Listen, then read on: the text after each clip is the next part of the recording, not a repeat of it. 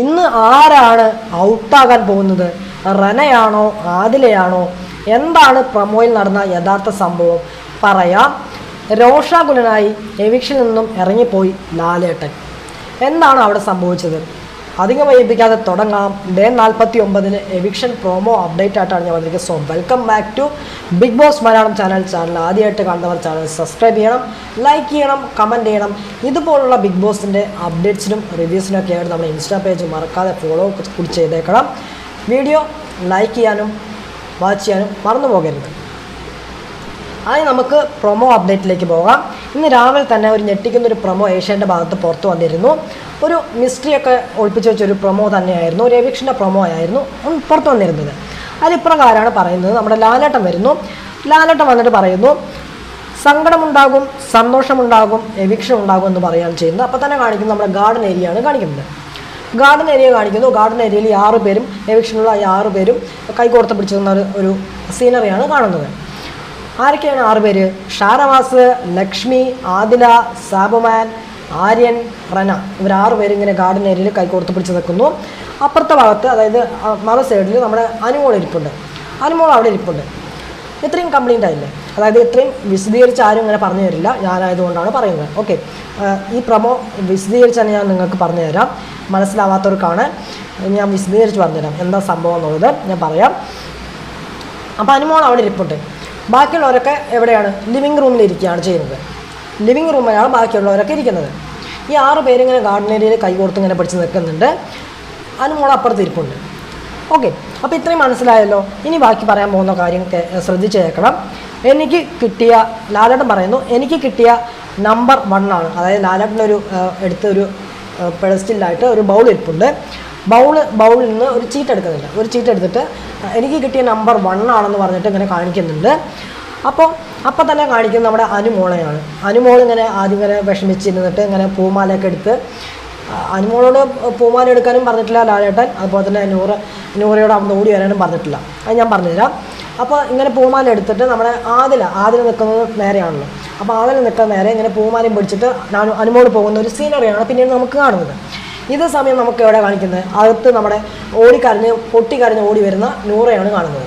അപ്പോൾ തന്നെ നിങ്ങൾക്കൊരു സംശയം വരും, നൂറ പൊട്ടിക്കരഞ്ഞത് ആതിര പോകുന്നതുകൊണ്ടാണെന്ന്.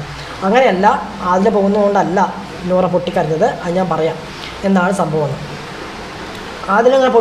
നൂറ ഇങ്ങനെ പൊട്ടിക്കരഞ്ഞ് ഓടി വരികയാണ്.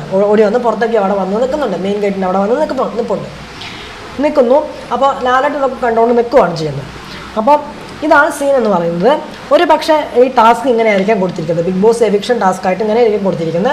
സേവ് ആകുന്ന ആൾക്ക് പൂമാലയിട്ട് കൊടുക്കാം എന്നതായിരിക്കും ടാസ്ക്. ഈ എവിക്ഷൻ നടക്കുന്ന സമയത്താണ് ഈ സംഭവങ്ങളൊക്കെ ഉണ്ടാകുന്നത്.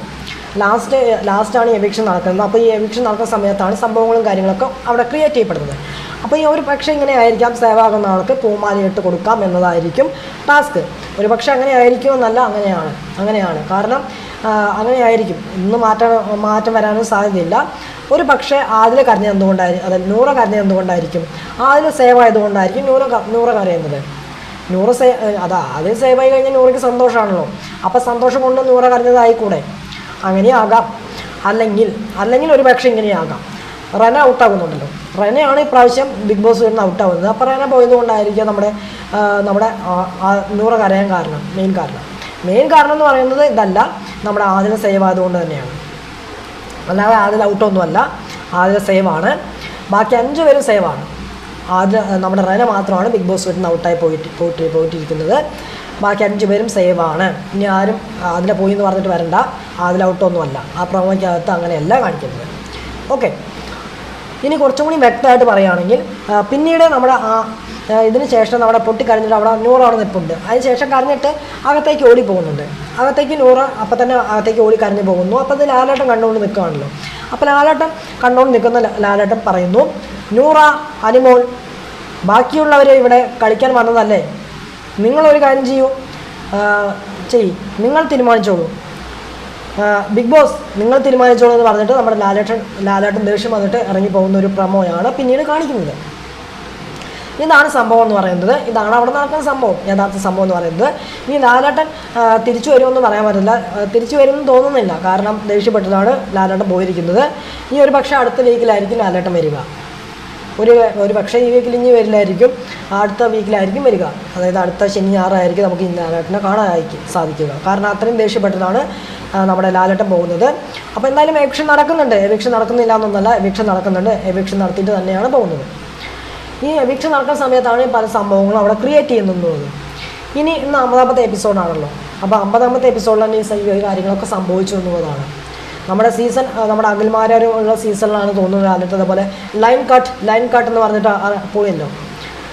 ഇത് പ്രാങ്ക് ഒന്നുമല്ല, ശരിക്കും സീരിയസ് ആയിട്ട് ലാലേട്ടൻ ദേഷ്യം വന്നിട്ട് ഇറങ്ങിപ്പോയെന്ന് തന്നെയാണ്.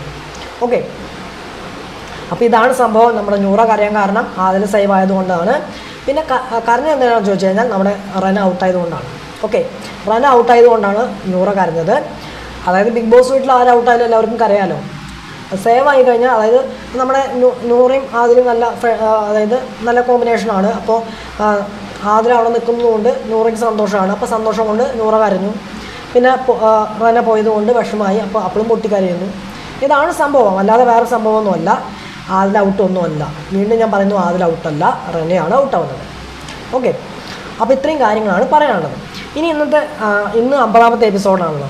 ഇന്ന് നമുക്ക് പ്രധാനമായിട്ടും എപ്പിസോഡിനകത്ത് കാണാൻ പോകുന്ന ഭാഗങ്ങൾ ഞാൻ പറഞ്ഞുതരാം. ഒന്നാമത്തെ കാര്യം എന്ന് പറഞ്ഞാൽ 50ാമത്തെ എപ്പിസോഡിൻ്റെ സെലിബ്രേഷൻ നമുക്ക് കാണാനായിട്ട് സാധിക്കും.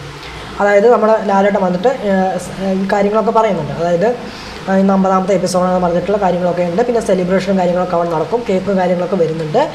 അതൊക്കെയാണ് ഒന്നാമത്തെ കാര്യമായിട്ട് പറയാനുള്ളത്. പിന്നെ രണ്ടാമത്തെ കാര്യം എന്ന് പറയുന്നത് അവിടെ ടാസ്ക് നടക്കുന്നത് ഒരു കഥാപ്രസംഗമായിട്ട് അവിടെ നമ്മുടെ അക്ബറിൻ്റെയും ടീമിൻ്റെയും അതുപോലെ തന്നെ അനുമോളിൻ്റെയും ടീമിൻ്റെയും രണ്ടുപേരുടെ ടീമിൻ്റെയും കൂടിയിട്ട് കഥാപ്രസംഗം അവിടെ നടക്കുന്നുണ്ട്.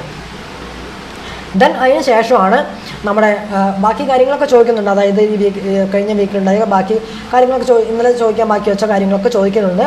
അതിന് ശേഷമാണ് ഈ എവിക്ഷൻ നടക്കുന്നത്. അപ്പോഴാണ് ഈ സംഭവങ്ങളൊക്കെ ഉണ്ടാകുന്നത്. ഈ മൂന്നുമാണ് ഇന്ന് കാണാനായിട്ട് നമുക്ക് സാധിക്കുക, മെയിനായിട്ട് കാണാൻ സാധിക്കുക. വേറെ ഒന്നും തന്നെയില്ല ഇന്നത്തെ എപ്പിസോഡിൽ, വേറെ ഒന്നും തന്നെയില്ല. ഒന്ന് സെലിബ്രേഷൻ, പിന്നെ നമ്മുടെ അതുമായി ബന്ധപ്പെട്ട കാര്യങ്ങൾ, പരിപാടിയും കാര്യങ്ങൾ, പിന്നെ എവിക്ഷൻ. ഇതൊക്കെയാണ് നമുക്കിന്ന് കാണാൻ സാധിക്കുക. വേറെ ഒന്നുമില്ല. നമ്മുടെ ഷാനവാസിൻ്റെയും നെവിൻ്റെയും വിഷയം വലിയ ചർച്ചയൊന്നും ആയിട്ടില്ല. അത് ആ കേസ് അങ്ങ് വിട്ട മട്ടിലാണ് ഇരിക്കുന്നത്. അത് വലിയ ചർച്ചയ്ക്കും കാര്യങ്ങൾക്കും വെച്ചിട്ടില്ല. ഓക്കെ, ഇനി നമുക്ക് റീഎൻട്രിയുടെ കാര്യത്തിലേക്ക് വരാം. റീഎൻട്രിയുടെ കാര്യത്തിലോട്ട് വന്നു കഴിഞ്ഞാൽ റീഎൻട്രി ഉണ്ടാകാൻ ചാൻസ് ഉണ്ടോ എന്ന് ചോദിച്ചു കഴിഞ്ഞാൽ റീഎൻട്രി ഉണ്ടാകാൻ ചാൻസ് ഉണ്ടെന്ന് കേൾക്കുന്നുണ്ട്. ഒരു 80% അങ്ങനെ തന്നെയാണ് കേൾക്കുന്നത്. ഒരു പക്ഷേ ചൊവ്വ ബുധൻ ദിവസങ്ങളിലായിരിക്കും ഇതുണ്ടാകുക എന്ന് പറഞ്ഞു കേൾക്കുന്നുണ്ട്. എന്തായാലും നമുക്ക് നോക്കാം, അത്രേ പറ്റത്തുള്ളൂ. ഇന്ന് 15th എപ്പിസോഡായിട്ട് റീഎൻട്രി ഉണ്ടോ എന്ന് വെച്ച് കഴിഞ്ഞാൽ റീഎൻട്രി ഉണ്ടാകാൻ ചാൻസ് ഇല്ല. നോക്കാം നമുക്ക്. എന്തായാലും ഈ പറയുന്ന വിവരം എന്ന് പറയുന്നത് ആരും തന്നെ ബിഗ് ബോസ് വീട്ടിനകത്ത് ഇന്നലെ കയറിയിട്ടില്ല. അതായത് ഇന്നലെയാണല്ലോ ഷൂട്ട് കഴിഞ്ഞത്. ഇന്നലെ ആരും റീഎൻട്രി ആയിട്ട് കയറിയിട്ടില്ല എന്നാണ് അറിഞ്ഞത്. ഓക്കെ, എന്തായാലും നമുക്ക് നോക്കാം.